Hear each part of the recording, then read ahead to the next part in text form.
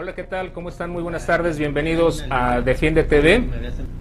Estamos en vivo, transmitiendo a través de nuestras redes sociales, teleclick.tv y alcalorpolitico.com. Sean todos ustedes bienvenidos. Vamos a tocar un tema sumamente interesante que de hecho se discute en México a nivel nacional e incluso a nivel internacional, que es el tema de la prisión preventiva oficiosa dentro del sistema penal acusatorio en México. Tengo dos panelistas invitados, juristas conocedores de este tema, quienes nos van a explicar el porqué de la inconstitucionalidad o, en su caso, inconvencionalidad de la prisión preventiva oficiosa. Y me permito presentar para ustedes al doctor Javier Carrasco Solís, director del Instituto de Justicia Procesal Penal. Doctor, muy buenas tardes, bienvenido a Defiende TV. Buenas tardes, gracias por la invitación y pues listo para iniciar con la conversación. Muchas gracias. También está con nosotros el doctor José Manuel de Alba, un jurista muy conocido en Veracruz, en México, integrante del Poder Judicial Federal, académico, conferencista y un gran amigo de Defiende TV. Muy buenas tardes, doctor, bienvenido. Buenas tardes, ¿qué tal? ¿Cómo están? Muchas gracias. Pues vamos a tocar el tema, vamos a entrar en materia. Les recuerdo que transmitimos en vivo, que pueden participar con nosotros con sus preguntas, comentarios, para enriquecer este programa del día de hoy. El tema es la prisión preventiva oficiosa, su inconstitucionalidad, su inconvencionalidad y para ello, insisto, pues vamos a tocar este tema con nuestros panelistas. Hay una reforma penal, hay un sistema de justicia penal que se implementa en México a partir del 2008, se implementa de forma gradual, del 2008 al 2016, o a la actualidad, como lo queramos ver, y en su momento se integra en el marco constitucional la prisión preventiva oficiosa para el delito, un delito muy particular que era, o aquellos delitos donde intervenía delincuencia organizada, y se decía en aquel momento que era de forma excepcional que se haría uso de esta figura de la prisión preventiva oficiosa. Sin embargo, de 2008 a la fecha, y muy recientemente a partir de 2019, con las reformas que se hacen a la Constitución, específicamente al artículo 19 constitucional, se amplía y al Código Nacional de Procedimientos Penales, se amplía ese catálogo de delitos que ameritan la prisión preventiva de manera oficiosa. Yo quiero empezar esta charla con el doctor Javier Carrasco Solís, porque quienes están en contra de la prisión preventiva oficiosa señalan que hay violaciones a los derechos humanos, y quienes están a favor de que se mantenga la prisión preventiva oficiosa señalan que se vulnerarían los derechos de las víctimas del delito. Entonces, no sé si nos quiere explicar un poco de esto, doctor Javier Carrasco, por qué hay ese encuentro entre quienes están a favor de que se elimine esta figura de prisión preventiva oficiosa y quienes desean mantenerla. Sí, no se acaba de comprender en la figura de la prisión preventiva como medida cautelar, como que queremos entender que la prisión preventiva es el fin en sí solo. No lo es, ¿no? Es una medida de cuidado para que el proceso pueda continuar. No es una pena anticipada, no es una venganza. Eso es lo que no es, pero la estamos mal utilizando. Se mal utiliza, que las autoridades la utilizan como una herramienta política de control social. Sabemos que hay ineficiencia en la investigación en las fiscalías. Entonces, cuando detienen a una persona, vamos a poner el ejemplo de una persona con un poder político, pues el gobierno en turno, quien lo detiene, lo que quiere mandar es la señal de que es un gobierno efectivo, de que de que su política es en contra de la delincuencia. Entonces, para ellos o ellas es un trofeo tener a una persona en prisión preventiva, independientemente que esté ahí 1, 2, 3, 4, 5 años y que durante ese tiempo no logren probar la responsabilidad de la persona en los hechos. Pero al inicio, mediáticamente, pues gana puntos para el electorado, para la opinión pública, independientemente que saben que están mal utilizando la herramienta. Entonces, la prisión preventiva se malutiliza desde el poder político, a veces con dolo, ¿verdad? A veces por ignorancia, pero a veces sabiendo, a veces con dolo, porque estudian derecho y supongo que si lees un libro, pues inmediatamente sabes que la prisión preventiva es un fin procesal, es para apoyar a que el proceso se lleve a cabo, pero se debe de hacer este análisis de la necesidad. Entonces aquí, si nuestros altos mandos, las personas que nos representan, las autoridades, no entendemos lo que es la medida cautelar de prisión preventiva, pues mucho menos la sociedad, ¿no?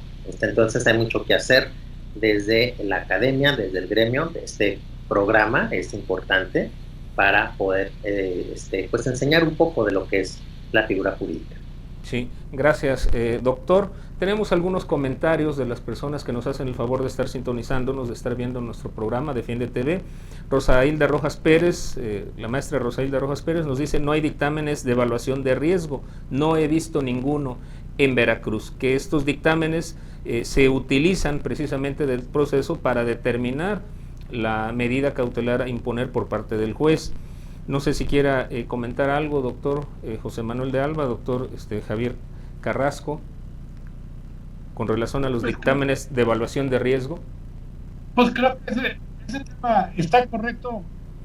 Yo creo que nos desviaríamos un poco. Estamos más bien, cuando hablamos de prisión preventiva oficiosa, no nos interesan los dictámenes de riesgo. Esto es si estuviéramos analizando la prisión preventiva a petición de parte, ¿sí? Digo, no que me quiera salir del tema, pero creo que el tema estamos en por qué la oficiosa sí lo es. Esta otro es el tema de que quizás la prisión preventiva a petición de parte no está bien fundamentada, pero el tema es aquí por qué es inconstitucional esta. Partimos, o por qué lo puede ser. Ahora, hay una cuestión que sí es importante. Las medidas cautelares pueden tener por efecto recabar pruebas, y no está mal, pero una vez que recabes la prueba que te sea indispensable, en un momento dado puedes tener inclusive a la gente en prisión preventiva para que pueda hacer. Este es un tema para recabar pruebas, pero también en la tutela anticipada, y es cuando la pena se convierte, cuando no estamos hablando de una medida cautelar, estamos hablando de una pena anticipada. Tan es así que es una pena anticipada que cuando se llega a dictar sentencia, se le recortan los que ya tuvo de prisión preventiva. Entonces, es una pena, están adelantando la pena, que ese es el problema, y el problema es que se adelanta sin que todavía existiera el debate jurídico. Y es correcto que se pudiera tener, cuando hablamos de apariencia del buen derecho y en una medida cautelar, y estamos hablando del auto de vinculación, o antes era del auto de formar prisión, que efectivamente voy a tener una ventaja. El que acusa está tirando primero con sus pruebas, se tiene que dar para que yo hable de que ya existe la posibilidad de seguirle, de ponerlo en prisión preventiva, es que le voy a dictar con sus pruebas. Voy a hablar aquí del Ministerio Público, del fiscal. Esas me tienen que acreditar de inicio que tiene pruebas suficientes para que, de no presentar pruebas, la parte contraria, o en este caso el inculpado, le pueda dictar una sentencia. Y lo digo yo, que ya estuve de juez, que hace 20, 30 años, ¿sí? Y en que le decían un auto de formar prisión y un vaso de agua no se le niega a nadie. Eso me parece inmoral. Si yo le dicto un auto de formar prisión, le voy nomás, de alguna manera acá, y se va a llevar la prisión, se va a llevar el proceso en cárcel, es en el caso de que precisamente de no tener una prueba en contrario se queda, ¿sí? Le estoy abriendo casi el proceso para que se defienda. Creo que se ha malentendido, porque estamos hablando de datos y le bajamos el estándar probatorio a la medida cautelar, pero este ya es otro tema, ¿sí? Pero el tema creo que sí está en función de que tenemos que quede bien acreditado un delito, y entonces cuando se me queda acreditado un delito con las pruebas del fiscal, en ese momento de alguna manera estoy rompiendo la presunción de inocencia, nada más. Abro el proceso para que el otro tenga la oportunidad, en términos del 14, a defenderse contra esa presunción de inocencia. Pero cuando abro nada más abro el proceso y me dicen que en 3 meses van a recabar pruebas y que van a seguir investigando, caray, tenían 4 años investigando el caso de Morillo Karam. O sea, ¿cómo es posible que llegan, me dictan una sentencia y requieran 6 meses más? Voy a meter para recabar pruebas 6 meses y tenían 6 años haciéndolo. Esto es inmoral. Así, o sea, en términos generales, lo tengo porque tengo estas y estas pruebas. Un caso muy sencillo. Una persona muy cercana a mí un día chocó en su vehículo. Se fue a dar contra una escuela y chocó se llevó muchos coches. Me decían, y ahí ¿para qué sirve? En ese momento, esta persona había causado daños, pudo haber hasta causado lesiones y homicidio. Y a lo mejor, si sale la turba, la linchan, porque eran niños, ¿no? Pero ¿qué sucedió? Que el caso fue que estaban todos esos hechos materiales que me podían dar toda esa hipótesis. Pero cuando se va el proceso, se demuestra que le dio un infarto, se desmayó, tuvo un problema cardíaco. ¿Qué sucedió con eso? Pues obviamente que no es la hipótesis. O sea, tengo las pruebas, tengo todo, casi se tiene que abrir para que haya la defensa adecuada. Sí, ahora, no tiene que ponerse la prisión preventiva de todos los casos. O sea, pudo haberse pensado que con esta persona era mayor de edad, pues tenía posición económica bien, digamos, que no tenía una familia, o sea, o un trabajo estable, que no se va a fugar para no perder su trabajo, o no tiene bienes para fugarse, no tiene pasaportes. Hay muchas otras cosas que se ven. Este es el problema que se complica con la prisión oficiosa. O sea, cuando la prisión oficiosa no me interesa ninguna de estas cuestiones que estoy comentando. Lo catalogan como delito grave de prisión oficiosa y te llevan a la cárcel. El proceso en la cárcel. Esa es la problemática. Y estamos precisamente, y no se está diciendo que la prisión preventiva deba desaparecer. Debe de sujetarse a reglas muy estrictas, porque la prisión preventiva es la pena más alta que se puede tener. Entonces hay que hacer una gradación, y como decía el doctor, no hay manera de tasarla, porque si siempre va a ser prisión, no le puedo poner brazalete, no le puedo poner nada, ¿no? Ese es el tema. Por eso es que es inconstitucional, o en este caso inconvencional. Muy bien, muchas gracias, doctor José Manuel de Alba. Joaquín Ulloa nos comenta anteriormente los delitos específicos por los cuales procedía la prisión preventiva oficiosa eran delincuencia organizada, homicidio doloso, violación, secuestro y trata de personas. Sin embargo, a pesar de que existe inconstitucional y violatorio en los derechos humanos, el propio Senado de la República aprobó una lista larga de delitos, por lo consiguiente me suena contradictorio. Es lo que comentaba usted, doctor Javier Carrasco Solís. Con relación, no sé si quiera comentar sobre este tema, la ampliación del catálogo de delitos graves. Sí, claro. Y también voy a tocar el tema de la evaluación de riesgos, que lo comentó la maestra Rosailda. Dice que en Veracruz no los hacen. Lo que tengo entendido, que en Veracruz la unidad de medidas cautelares pues ha sido muy incipiente están, no sé, ahí el problema es de que no tienen el equipo para evaluar riesgos. La unidad de medidas cautelares tiene sus dos funciones: realizar la evaluación de riesgos y supervisar. Entonces aquí después te puedo compartir los datos que tenemos de cuántas personas cumplen con las medidas cautelares, porque yo tengo un observatorio de toda la SUMECA del país, ¿no? Entonces tenemos datos de las unidades de medidas cautelares y de tribunales, sabemos cuántos se cumplen, el índice de comparecencia a las audiencias y si las personas las van a detener cometiendo otro delito o no, las que están siendo supervisadas. En realidad se cumple, pero vamos a enfocarnos en el tema de la lista de los delitos. Sí, o sea, coincido. Al inicio, recuerden lo que comenté. En el 2008, cuando está la reforma constitucional, los estados pioneros no tenían prisión preventiva, pero esto no le agradó al Ejecutivo en turno, porque el Ejecutivo en turno estaba creando toda la parte de la guerra contra el narco. Entonces eran todos estos delitos de excepción, el régimen de excepción de delincuencia organizada y todo esto. Entonces, por eso la lógica de este listado del 2008, pues delincuencia organizada como el primero, están los secuestro, y entonces hay otras categorías por ahí, ¿no? El homicidio doloso, la violación. Eso era la intención de que fuera transitorio para cuando ya las instituciones, los estados entraran en vigor y las instituciones y las personas operadoras entendieran cómo funcionaba el sistema y la población más o menos lo viera funcionar. Entonces la intención era que eventualmente las iban a ir quitando. Pero llega el 2011 y le agregan uno más. Y 2019, al inicio, cuando entró esta legislatura del 2019, que fue el 1 de septiembre del 2008, parecía un mercado. ¿Por qué? Porque yo estuve analizando todas las propuestas legislativas con prisión preventiva oficiosa, y créanme que todos los partidos de todos los colores, parecía que era una carrera a ver quién proponía más. ¿Y quién proponía los más absurdos, no? O sea, ustedes piensen en un delito y ese hubo una propuesta de incluirlo en prisión preventiva oficiosa. Estaba, por ejemplo, violencia familiar, estaba extorsión, estaban otros tipos de delitos.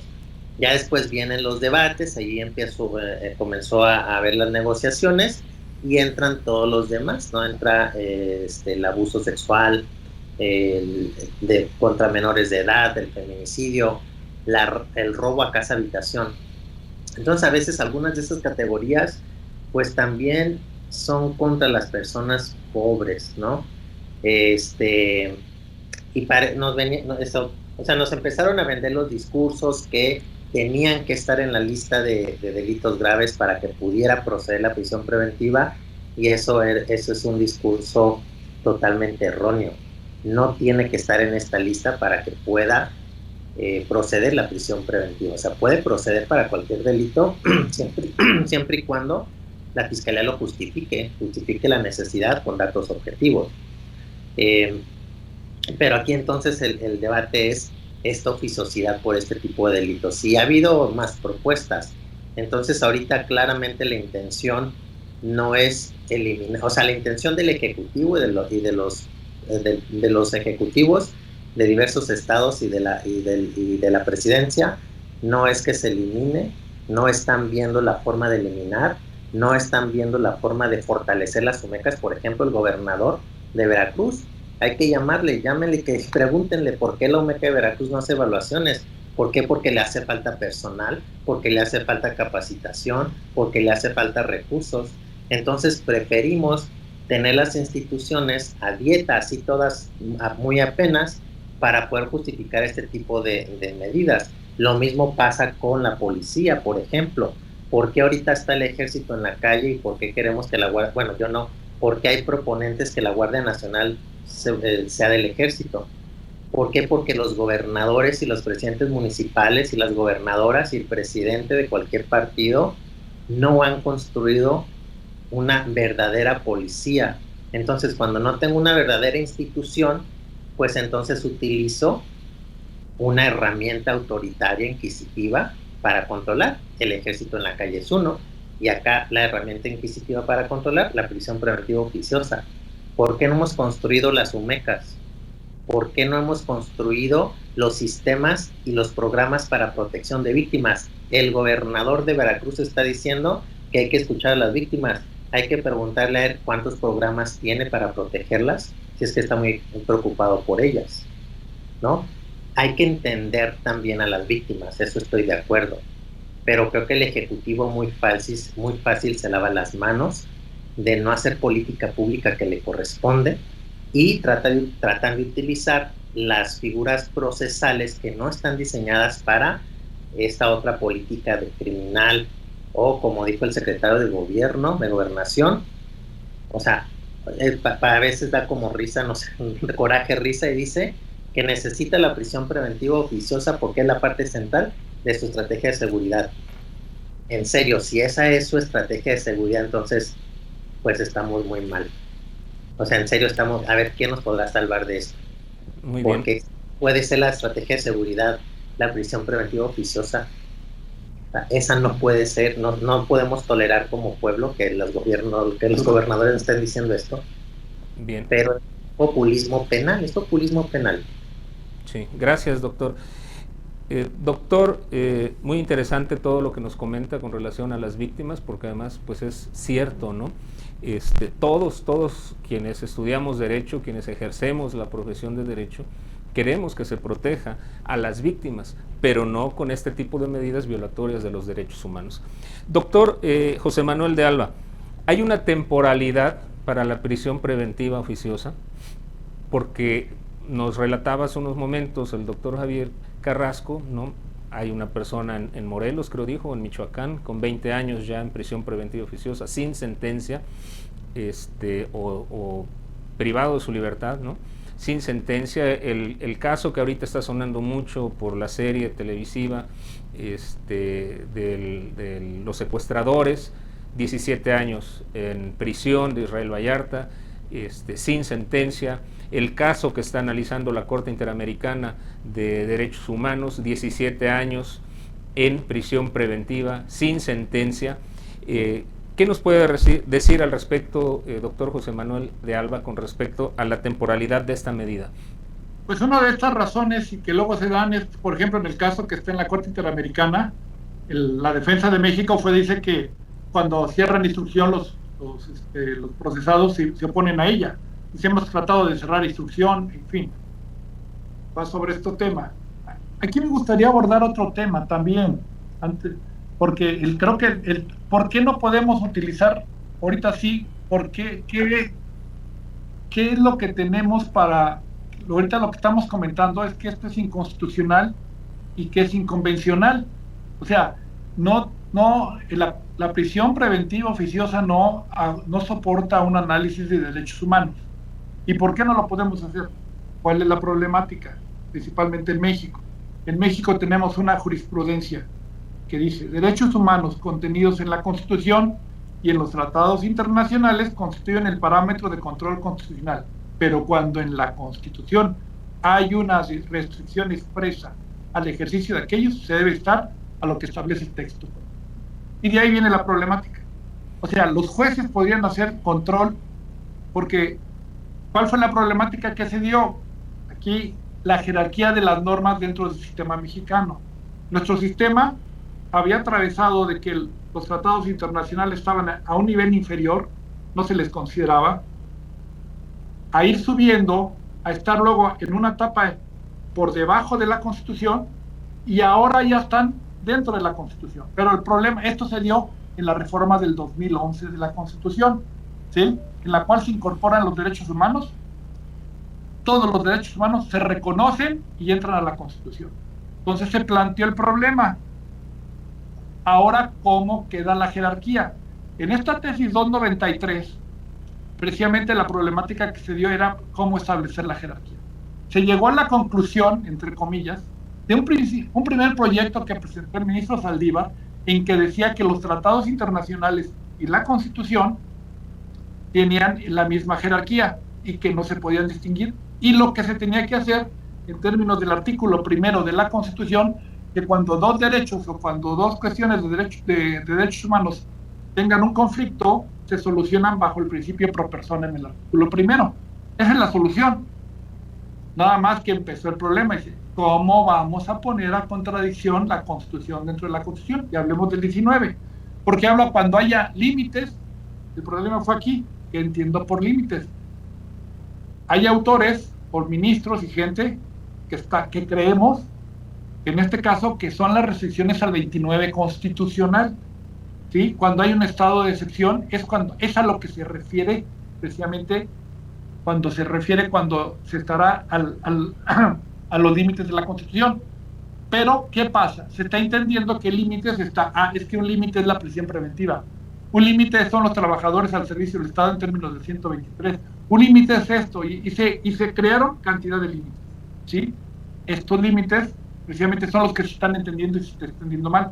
Esta es la importancia de la tesis y de los asuntos que se van a ver, que de alguna manera también, aparte de la cuestión penal, y ya creo que queda claro que es la prisión preventiva oficiosa, es inconstitucional, viola derechos humanos, total, porque se hace sin ninguna manera de para poderse defender. Le quita la garantía de audiencia, ¿sí? No se puede, ¿sí?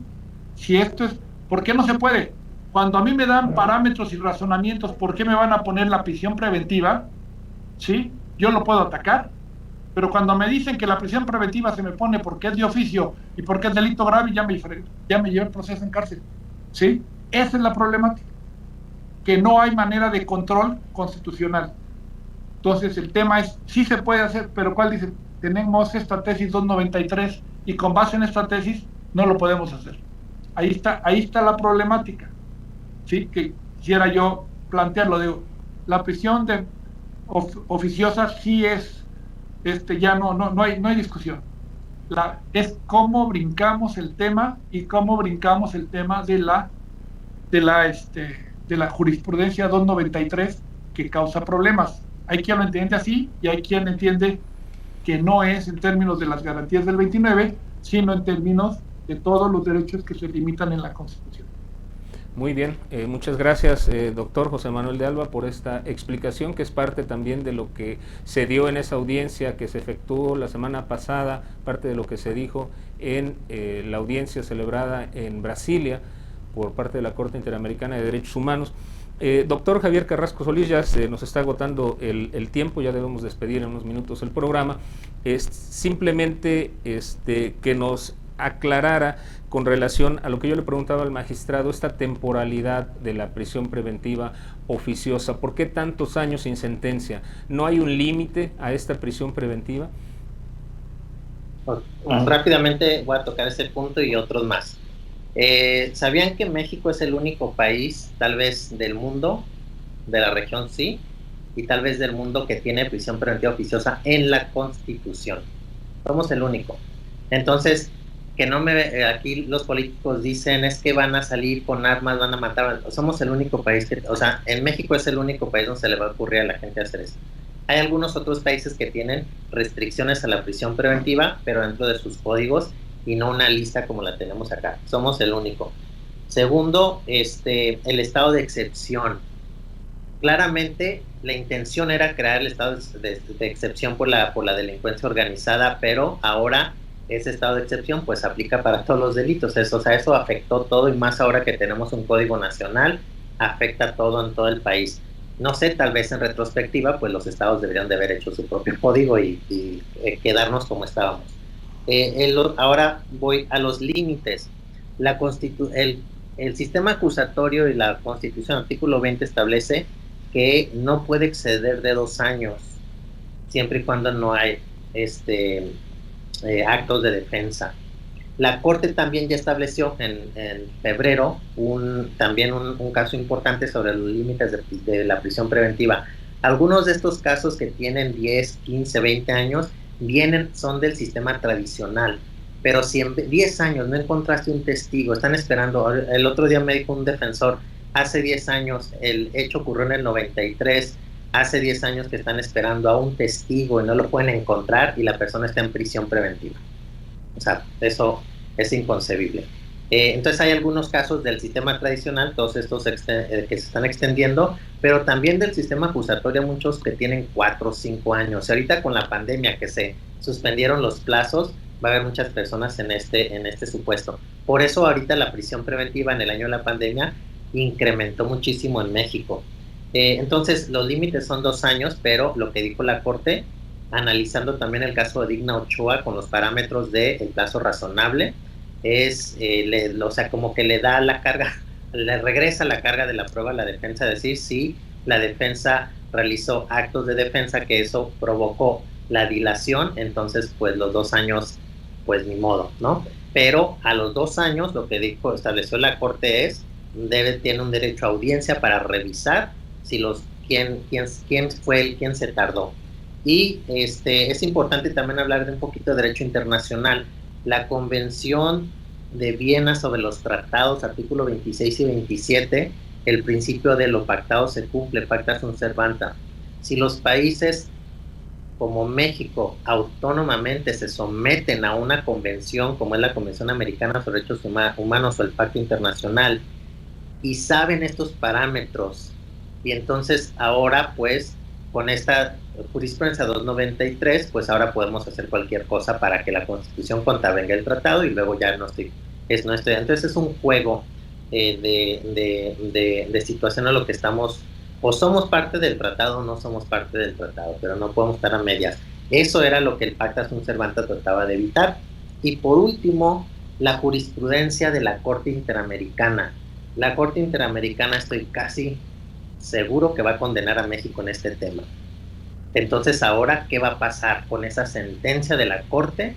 Y espero que los y las litigantes la tomen y pongan en jaque al sistema judicial mexicano. Es decir, hagan los argumentos, porque ahora ya no es Tibi contra Ecuador o sea Rosero contra Honduras. Ahora es Daniel García y Reyes contra México, donde el arraigo y la prisión preventiva automática por el tipo de delito es inconvencional. Entonces ahora los litigantes pues van a hacer sus planteamientos como una jurisprudencia y vamos a ver qué dice la Corte. Creo que la Corte empieza a analizar esto por la política también, ¿no? Ve que el caso va o llegó a la Corte Interamericana, pues la Suprema Corte, ¿qué va a hacer? O sea, tiene que hacer algo porque saben que van a condenar a México.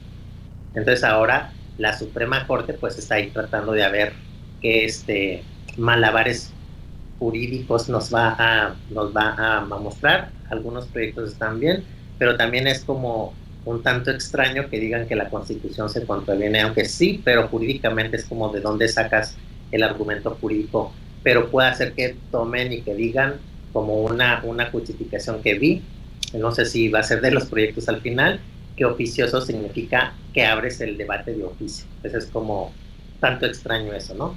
Pero pues vamos a ver qué pasa. Definitivamente este es un tiempo histórico, ¿no? Viene una sentencia de la Corte, la Suprema Corte está hablando a ver qué hace y vamos a ver, va a cambiar mucho el litigio en el tema de medidas cautelares. Excelente explicación, doctor Javier Carrasco Solís. Precisamente es lo que todos nos preguntamos. Esperamos, ¿no? Confiamos en que haya una sentencia de la Corte Interamericana por los abusos que ha habido con relación al exceso en la aplicación de la medida cautelar de prisión preventiva oficiosa, porque como bien lo dijo el doctor Javier Carrasco, hay jueces que dicen de oficio tengo que abrir el debate y tengo que escuchar a las partes, hay jueces que dicen ni siquiera tengo que abrir debate, yo la impongo de manera automática, que es lo que mayormente sucede en la mayoría de los asuntos que se litigan, ¿no?, en los tribunales. Doctor José Manuel de Alba, un último mensaje que nos quiera dar para Defiende TV, por favor. Mire, yo creo que la Constitución mexicana está diseñada para no declararse inconstitucional. Me explico. O sea, no se va a declarar inconstitucional el 19. El 19 constitucional tiene un límite a la libertad, ¿no? A la prisión preventiva, o la pone ahí, la prisión oficiosa. Y los tratados internacionales la declaran inconstitucional la prisión oficiosa, y dice, las normas, entonces nos dice el artículo, las normas relativas de los derechos humanos se interpretarán de conformidad con esta Constitución y los tratados internacionales de la materia, favoreciendo en todo el tiempo a las personas la protección más amplia. ¿Qué es esto? ¿Qué es lo que se va a hacer? Se va a hacer una ponderación y dice, entre estas dos cuestiones que tengo aquí a la mano, esta favorece más y esta es la que aplico, no desaplica la Constitución. Esa es una de las cuestiones que hoy leí al ministro en retiro, que fue procurador, se me fue ahorita el nombre, que decía, es que los ministros van a ser constituyentes, no, es que ya está en la Constitución cómo solucionar este problema. Este problema existía cuando los tratados internacionales estaban por debajo de la Constitución. Entonces, sí era la Constitución y por jerarquía no podía hacerse una interpretación por encima de. Cuando en el 2011 se incorporan los derechos humanos, se incorporan no en términos de un tratado internacional que entró por el presidente y el Senado, no, esos ya estaban y ya están. Lo que hizo el 2011 es que esos tratados internacionales se incorporaron como reforma constitucional. Todos los tratados internacionales de derechos humanos y todos son iguales.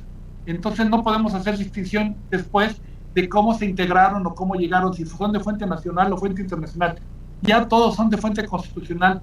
¿Por qué? Porque entraron en la reforma del 2011 y el artículo primero estableció el sistema por el cual cuando haya controversias entre los tratados internacionales y la propia Constitución se resuelvan sin declarar la inconstitucionalidad en la Constitución, lo que sí va a hacer la Corte Interamericana. La Corte Interamericana va a declarar que la Constitución, el artículo 19, al establecer la prisión preventiva oficiosa, es violatoria de derechos humanos. Muy bien. Muchísimas gracias, doctor, por haber participado en Defiende TV. Doctor Javier Carrasco, un último comentario para despedir el programa. Solamente les dije que iba a compartir un dato. De acuerdo a los datos que tenemos de las unidades de medidas cautelares y de los tribunales, alrededor del 90% de las personas que enfrentan procesos con medidas cautelares en libertad están cumpliendo, es decir, se reportan a las audiencias. Alrededor del 2%, únicamente un 2% de las personas que enfrentan procesos penales les formulan imputación por un segundo delito, es decir, solamente el 2% son los que salen y cometen otro hecho. Esos son los datos que tenemos que las unidades y los tribunales nos están reportando con base a la estadística que ellos manejan. Entonces, la medida cautelar en libertad está funcionando porque hay personas que supervisan, pero sí necesitamos que los ejecutivos se pongan las pilas y fortalezcan las instituciones del sistema de justicia penal, la policía, la fiscalía, servicios periciales, la OMECA, la defensa pública y los jueces y juezas, pues que hagan lo propio en el Poder Judicial, ¿no? Entonces, no podemos dejar o legislar para que alguien nos subsidie nuestra deficiencia de planeación y de operación. Muy bien, muchas gracias, doctor. Algunos comentarios finales que les leo. Felipe Fernández Forzán dice: excelentes comentarios de los panelistas. Gracias, abogado, por estar con nosotros en Defiende TV. Lupita Martínez dice: lamentable que el Senado alargue la lista de delitos. Al realizar esto en automático estamos regresando al sistema tradicional. Efectivamente, lo comentaron los panelistas. Joaquín Ulloa, maestro Joaquín Ulloa, nos dice: Israel Vallarta, es correcto, 17 años en prisión sin ser juzgado. ¿Cuál es la justificación jurídica? Pues a todos ustedes muchísimas gracias por haber sintonizado Defiende TV, gracias a los panelistas, y nos vemos en nuestra próxima emisión de Defiende TV por teleclick.tv y alcalorpolitico.com. Muchas gracias, muy buenas noches.